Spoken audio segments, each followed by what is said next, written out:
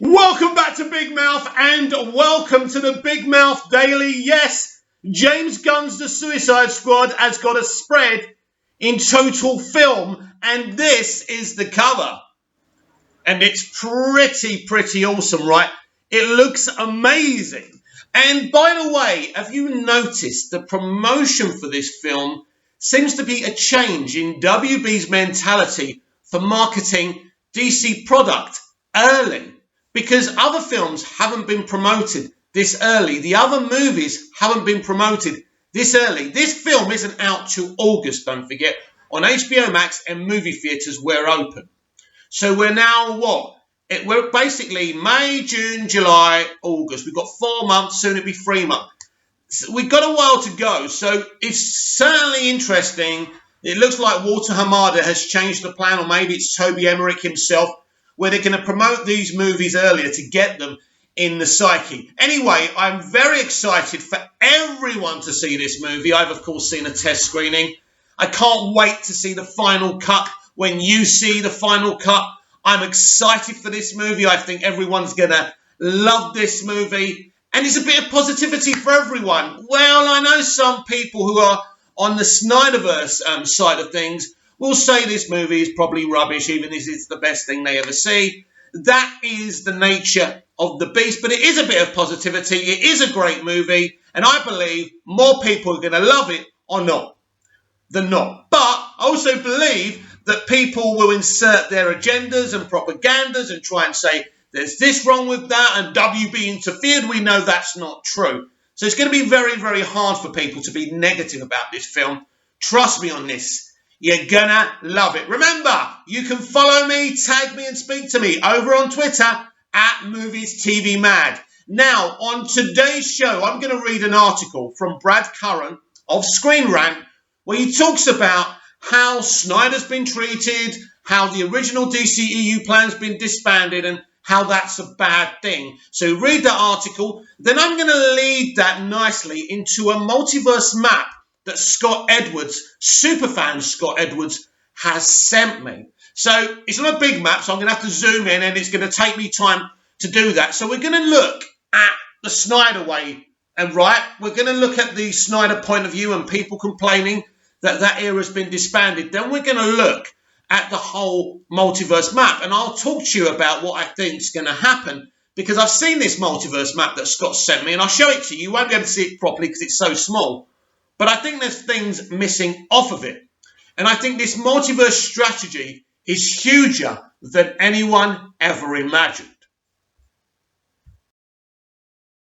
So this article by Brad Curran was actually posted 2 days ago. I can't believe I missed it. So we're going to get into this because it's very interesting to kind of compare what Zack was planning as well and what the new Hamada plan is. Warner Brothers is turning the DCEU's multiverse into a cheap plot device.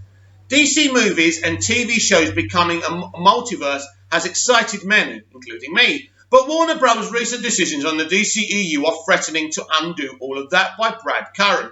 Now, Brad Curran's a really, really good guy. I think he follows me on Twitter. He's a really passionate fan as well as a journalist as well. So I do like reading his stuff out. Warner Brothers is turning the DCEU's multiverse from an exciting storytelling concept into a haphazard, needlessly convoluted plot gimmick.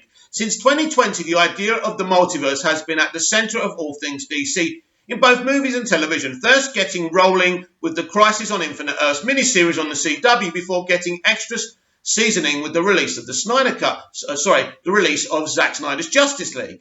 This elated many fans with the possibilities of older DC properties being revived, modern ones going in unexpected directions, or the crossover potential that anything with the DC label now brought with it. Unfortunately, a number of recent decisions and comments made in the press by Warner Brothers executives have begun to erode that excitement, which threatens to undo the goodwill they've built up by introducing the multiverse in the first place. That latter point is especially pertinent given how much the concept of the multiverse has bailed the DCEU out of a number of decisions, particularly on the 2017 theatrical version of Justice League. That came close to ending it. In comments made in advance of the release of the Snyder Cut and a recent interview with Warner Brothers CEO Ann Sarnoff, the studio's stance on the multiverse has begun to devolve into vague generalities about a plan they have yet to provide any real clarity on. Well, to be fair, Brad, how can they really give you any clarity until we see the actual trailers and the movies? It's a bit difficult. Yes, they could be coming out saying this is going to happen, that's going to happen. They clearly don't want to make empty promises. So I will defend them there. It's very difficult at this moment in time. We can only judge it on what they give us, but we will see. With excitement for the future of the DCEU at an all-time high, the multiverse was a key tool in unshackling filmmakers and getting DC films out of the rut they'd fallen into. With Warner Brothers' latest decisions, the studio could end up killing the excitement by turning the multiverse into a little more than a plot device that simply cuts the legs out from under everything it was intended to build. Well, again, we won't know that, Brad, until we actually see, well, for example, really the first multiverse strategic movie will be Flashpoint. That's the movie that will tell us everything. Until then, it's all speculation on our part, isn't it? As with much of the DCEU's current state of affairs, the multiverse is a byproduct of the disastrous theatrical release of Justice League, arriving in theatres as a stitched-together collage of reshoots with portions of Snyder's original footage. Agreed. The fallout from the film's theatrical failure had a devastating impact on the entire franchise. Ben Affleck soon departed as Batman, numerous films were delayed or scrapped, and only Gal Gadot and Jason Momoa was spared the purgatory most of the film's cast fell into regarding their respective roles.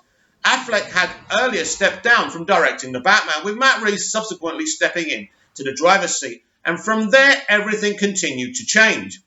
Robert Pattinson will assume the title role for the Batman, with the film itself severing all connective ties with the DCEU continuity. Todd Phillips' Joker also stood on its own as a one-off story, and while post-Justice League movies like Aquaman and Birds of Prey referenced events in the past DCEU movies to varying degrees, none were taking the franchise into any sort of culminating direction, despite the films themselves being well received. Well, Brad, if you're talking about official critics, yes, Birds of Prey was well received, but not by the public, not by the consumer, not by the DC fans, despite the films themselves being well received. With both Aquaman and Joker soaring past $1 billion worldwide, after Justice League, the DCEU was essentially drifting along, with concerns over continuity or storytelling roadmap being mostly ambiguous. It was only through the introduction of the multiverse that it began to evolve into something new. Well, the multiverse strategy announcement was very exciting, Brad, but let's be clear here that the Aquaman movie made $1 billion, not because of Zack Snyder's roadmap, but because James Wan and Walter Hamada worked very closely to make sure this movie was a hit, right?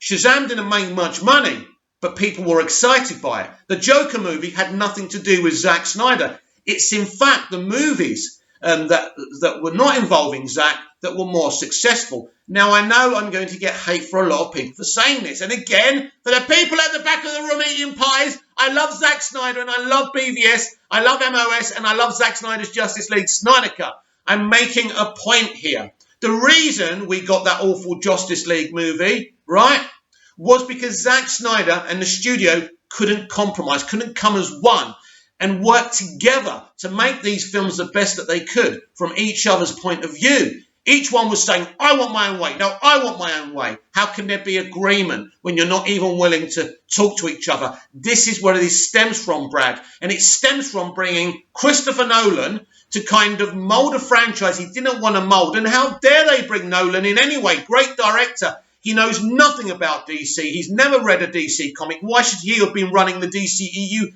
anyway, right? Then he doesn't want to run it, so he brings in Zack Snyder, which the studio's not comfortable with from the beginning, and it's a mess, Brad. It's an absolute mess, and this is the problem here. It's not just about Justice League. We have to be a bit more intelligent and wiser than that to see, at the end of the day, the studio were at fault for agreeing to have Snyder run the arc, right? They should have said no. If that's what you want, Chris, you have to go. But they shouldn't have asked Nolan from the beginning. So, of course, the studio's original leadership were to blame for all of this. And that's how I see it. It doesn't matter that I love MOS, BVS, and Zack Snyder's Justice League Snyder Cut.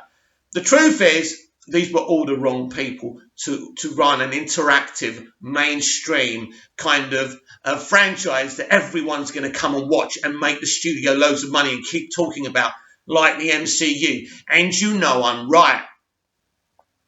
The idea of a DC multiverse was fittingly brought about through the CW's Crisis on Infinite Earths crossover, which pulled in cast members, Easter eggs, and references to every DC movie or TV show it could possibly get its hands on. Brandon Routh was able to don Superman's cape once more, while even Ezra Miller's Flash would meet Grant Gustin's version in the crossover's most unexpected twist. Over the course of 5 episodes, Crisis on Infinite Earths restructured the entire canon of DC movies and television, which was very exciting, wasn't it? To effectively include everything with all now existing side by side on a collection of endless Earths. The Snyder Cut also furthered DC's multiverse in a more offhanded way. Following a long push by fans after the release of the theatrical version, the Snyder Cut of Justice League was released on HBO Max on March 18th, 2021. The movie includes references both to Apocalypse existing in another universe along with Steppenwolf, explicitly using the term multiverse in reference to the scope of Darkseid's plan, that all of existence shall be mine. The movie also showed Barry Allen utilising his time travel powers and referencing the Speed Force, key elements in his ability to travel throughout the multiverse between Crisis on Infinite Earths and the Snyder Cut. DC was given free rein like never before, both in cinematic and televised form. The concept of DC as a multiverse was one of the big topics of DC fandom, which itself shot excitement for what the multiverse had to offer through the roof. The Flash movie, which had been trapped in development hell for years, took on new life with the addition of Michael Keaton, along with the return of Affleck. Both will portray their respective versions of Batman in the movie's Flashpoint-inspired story that will drive even further into the multiverse. With all of this, the production woes the DCEU was once plagued with now not only seem gone forever, thanks to Walter Hamada, by the way, but you're not going to say that, but the possibilities that could come out of DC as a multiverse were unheard of, thanks to Walter Hamada. Brandon Routh's Superman tenure seemed to be a one and done following Superman Returns, but after his Crisis on Infinite Earths appearance, enthusiasm swiftly emerged for him to return again in a Superman HBO Max series, which now could be done without overriding Henry Cavill or Tyler Hoechlin on the CW's Superman and Lois. Likewise, Keaton's return as Batman in The Flash opened the genuine possibility his Caped Crusader could be seen once more in an adaptation of Batman Beyond, with the multiverse I'm getting all muddled up here. With the multiverse comprising literally infinite Earths, there could now be multiple different continuities running in both movies and on TV, and at the same time with none cancelling the others out. Best of all, the filmmakers involved now had more creative freedom than ever, with no one reality of the multiverse needing to be singularly catered to. Unfortunately, the latest comments made by Warner Brothers could severely hamper those possibilities. I don't agree, Brad, but I think I know what you're going to say, and it's in context of Zack Snyder's Snyderverse, which I want it restored. I want to restore it, but I don't think that ruins everything else. But I think if you're a devout, die-hard DC Snyder fan, you're going to think along those lines. I understand that. Since launching the multiverse in 2020, now let's be clear here. I know they launched the multiverse kind of strategy with Crisis on Infinite Earths and what happens with Miller and Grant Gustin's Flashes. I know that's the inception, but we haven't continued that yet. That won't continue. Those storylines won't continue unless they're implementing them in post-credit scenes.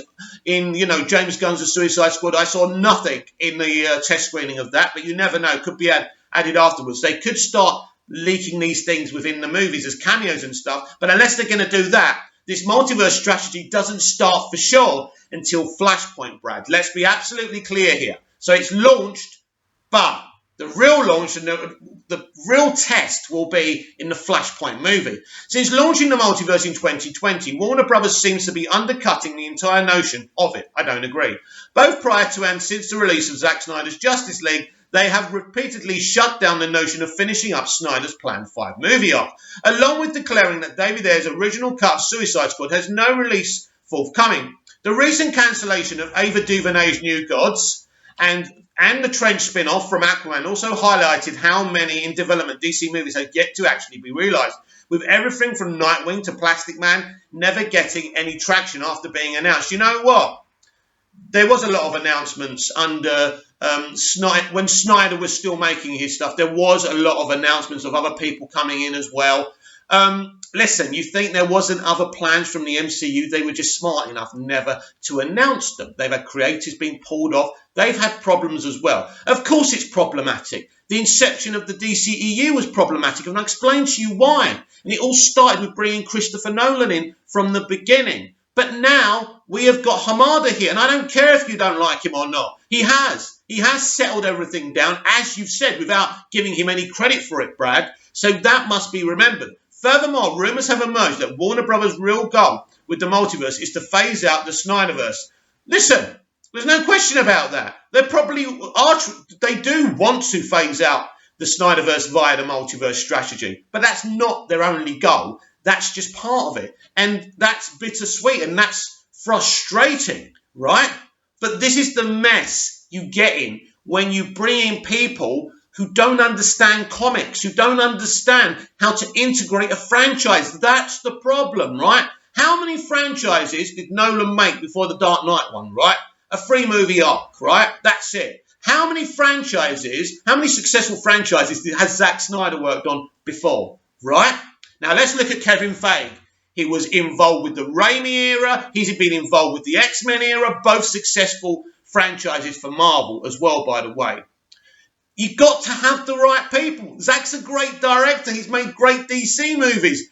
But you need to be able to appeal to the broader spectrum of the audience. And Zack's movies didn't do that. I'm sorry, but this is the truth. Anyway, multiverse is to phase out the Snyderverse. And Affleck's Batman, that's certainly puzzling in the light of the popularity of the Snyder Cut has seen since its release and the frequency with which Restore the Snyderverse has trended on social media, even clearing 1 million tweets in a single day. Moreover, the removal of Ray Fisher from the Flash movie, following his public battle with Warner Bros. Over the investigation into the Justice League reshoots, also continues to loom over the promise the Scarlet Speedsters movie had finally built up.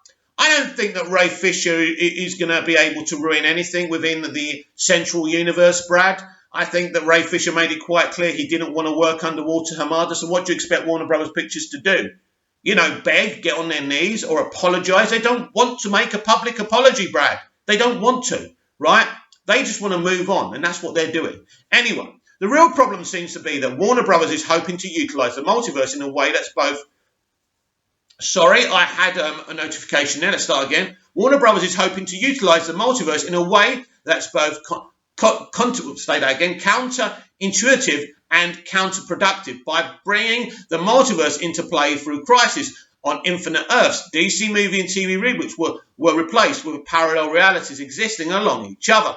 With the filmmakers involved now having much more freedom and the possibility of crossovers always on the table, the whole point is that no one DC property now has to overshadow another. Yet Warner Brothers' comments of the Snyder Cut being a storytelling cul-de-sac or some perplexing finger-pointing that has arisen towards it as the reason for New Gods cancellation shows the studio is picking and choosing among different corners of DC's multiverse, the very opposite of what the entire concept of Infinite Earths implies. Yeah, they don't want to work with Snyder anymore, right? Because Snyder is a loose cannon. I love him, but he's a loose cannon. He does whatever he wants. That's the problem.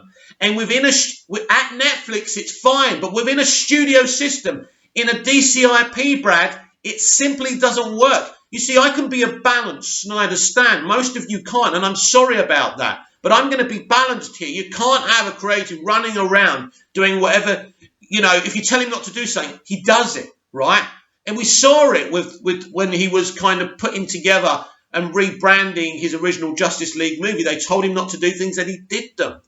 In the studio format, you can't do that. There must be mutual respect. And once mutual respect's gone and the director doesn't want to listen to any of your questions or any of your notes, you have a problem.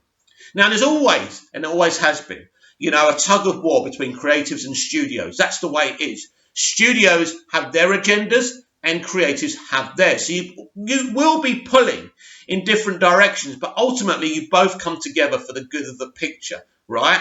And this didn't happen with Snyder. So it's clear to them that they cannot work with this man anymore, including the other stuff that's happened, the public exposure from Snyder about certain private matters at Warner Brothers. You can't have this. You can't work with him. It's simple. They can't work with each other. As simple as that. That doesn't mean I don't love Zack Snyder. It doesn't mean I don't love his free DCEU movies.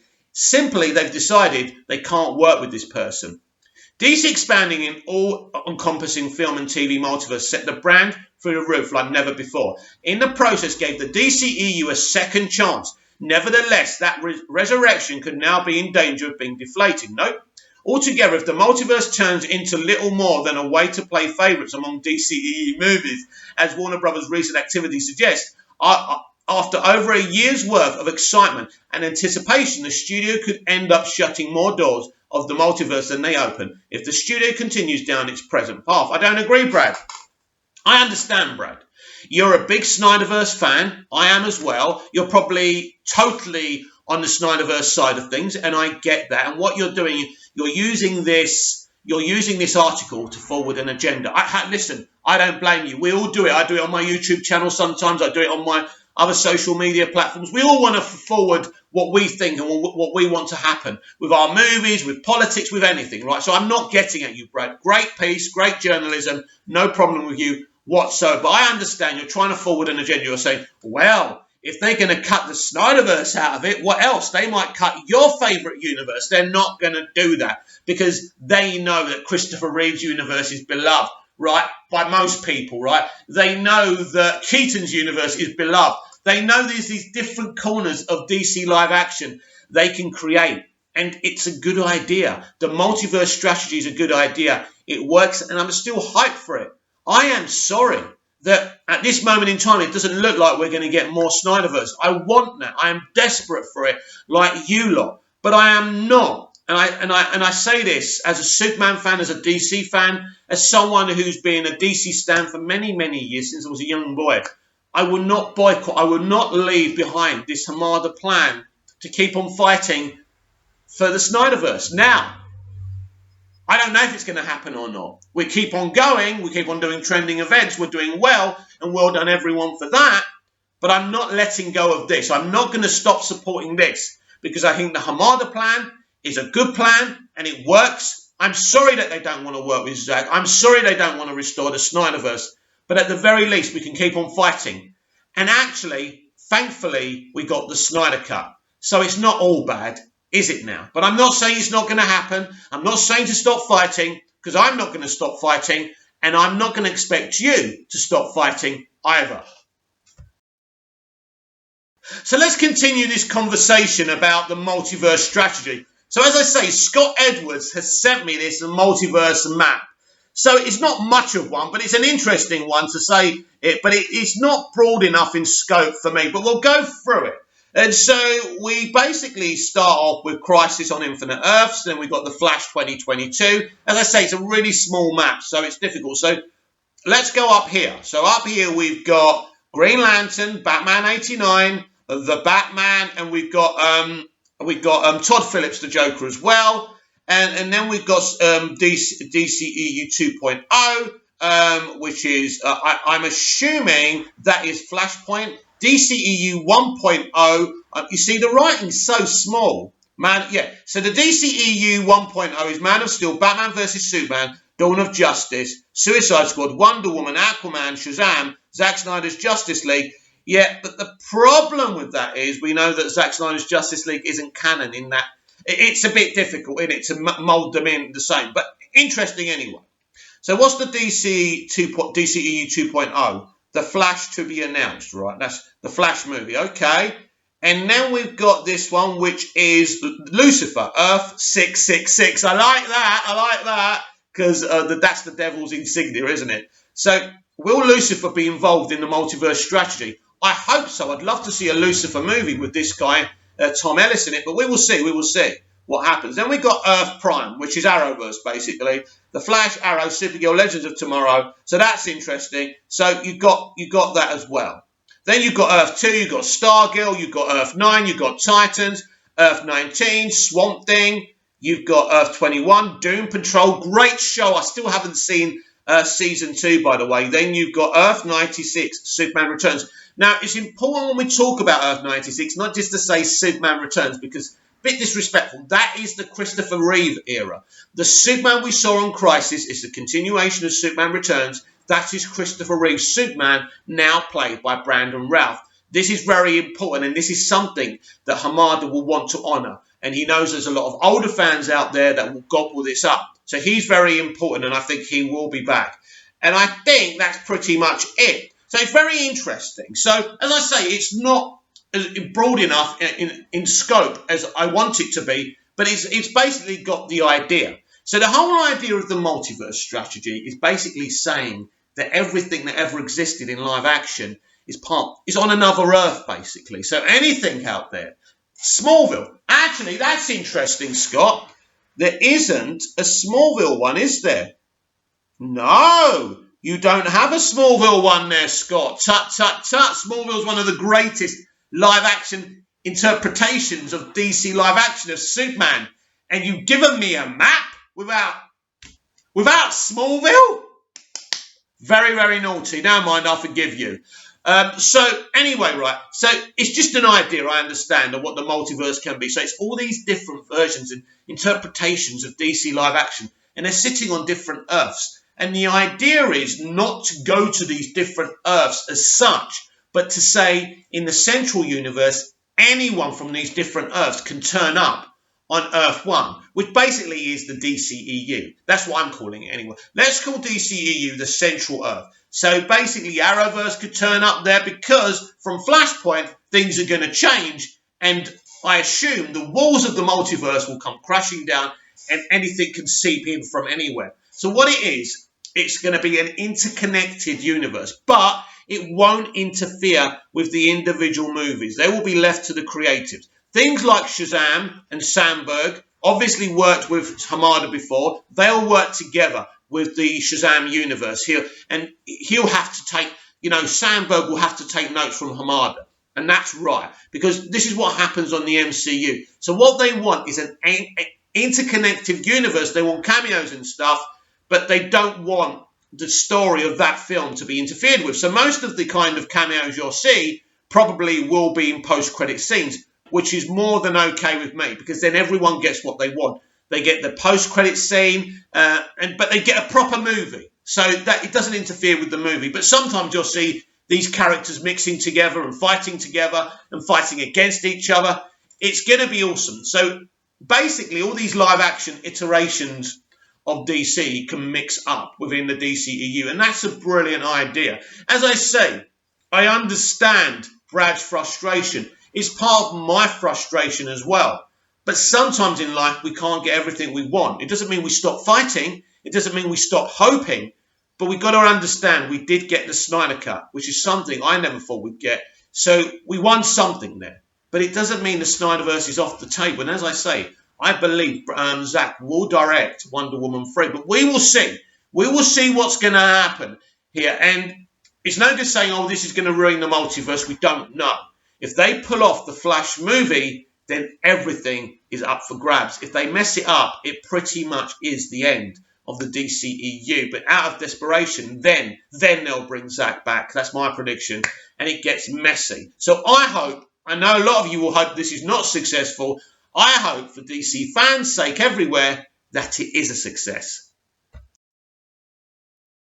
And finally today, Superman Scott Edwards asks, movies TV mad? And the second questions are Star Wars related. Well, that's awesome because we never really talk Star Wars and I'm a big Star Wars fan.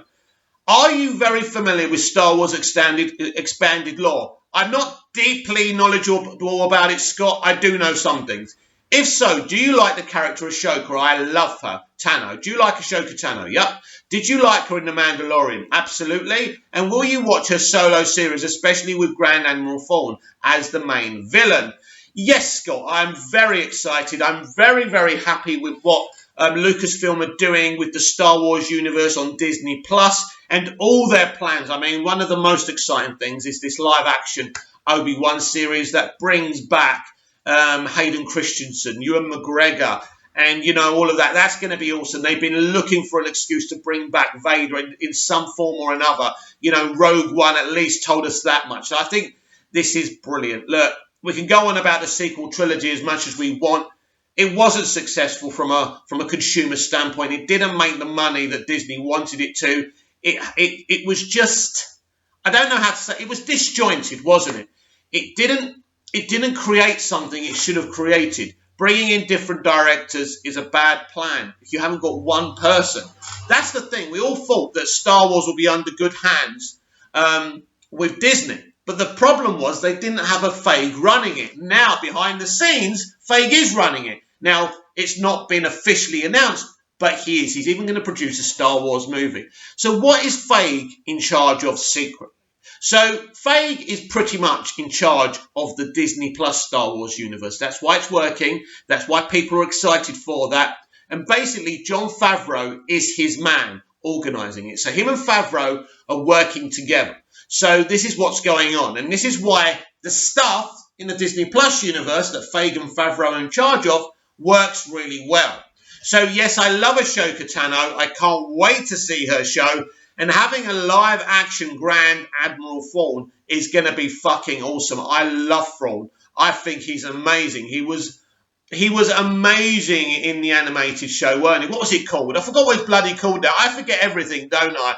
Star Wars Rebels. I love that animated series, and I've got it on I bought it on Prime Video. It's amazing. Yeah, so Thrawn's a great character. And Ahsoka, amazing. And I think we're going to get some exciting things. But this, as I say, is from the Feige part of it, and it's from the Favreau. So if you believe in Kevin Feige and what he does over at the MCU, be excited. Because him and Favreau are doing exactly the same thing on Disney Plus. Now, this is brilliant for Disney. This is the part they're backing. Now, the cinematic stuff, I think that's coming from Kennedy, is stuff like the Taika Waititi the trilogy. That's what she greenlit. I think, although saying that, seeing Waititi Taiti was brought onto the MCU from Feige, I better take that back. I wasn't thinking there. Surely that's part of Feige's universe as well. So expect that to be okay. I don't know what I was talking about there. Now, in terms of Kennedy, she's obviously got that Disney Plus series. I forgot the name of the creative who's doing that. And obviously Patty Jenkins doing Star Wars Rogue Squadron, is it? Or whatever it's called. I think that's part of Kennedy. That's interesting. We haven't heard much about that since it was announced. And Patty Jenkins even teasing that a legacy guy, someone very, very exciting, is co-writing it with her. So we'll see what's going on there. Is that actually going to happen? Who knows right now? But yes, a big Star Wars legacy fan. I'm very excited about what Feige and Favreau are planning, Scott. So bring on some good Star Wars at long last. Well, that's it for today. Comment down below. Like, share and subscribe. And I'll be back tomorrow with even more Big Mouth Daily. See you again soon. See you later.